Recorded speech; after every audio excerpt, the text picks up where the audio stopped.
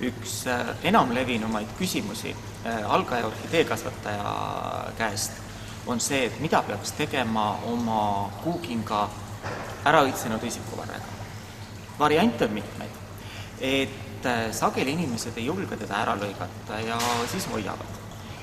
Ka sellel on oma hea põhjendus, miks seda nii teha.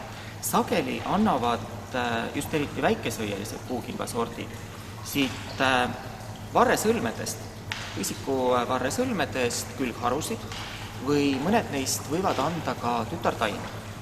Et selles mõttes on kasulik ära õitsenud kuukingade isikuvarred ära lõigata. Meie siin Tallinna Botaanikaaias päris ära neid ei lõika. Et meie jätame alles õisikuvarrest umbes 1/3, jätame siit alt 1, 2, 3 varresõlme ja kärbime seda vart lühemaks. Et see on selles mõttes väga hea, et kui taim otsustab anda külgharusid, siis algavad need alati natuke madalamalt ning teie aknalaual õitsev kuuking jääb natuke kompaktsem. Sama kehtib ka tütartaimede kohta.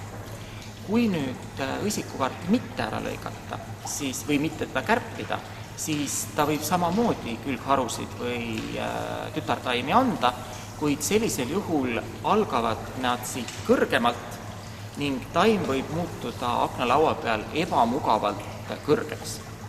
Kui ära lõigata terve õisikuvars, siis ei juhtu taimele ka midagi halba. Ta lihtsalt kasvatab uue, kui ta leiab, et on aeg õitsema hakata. Aga siis võib lihtsalt õitsemise aeg või ilma õiteta aeg venida natuke pikemaks.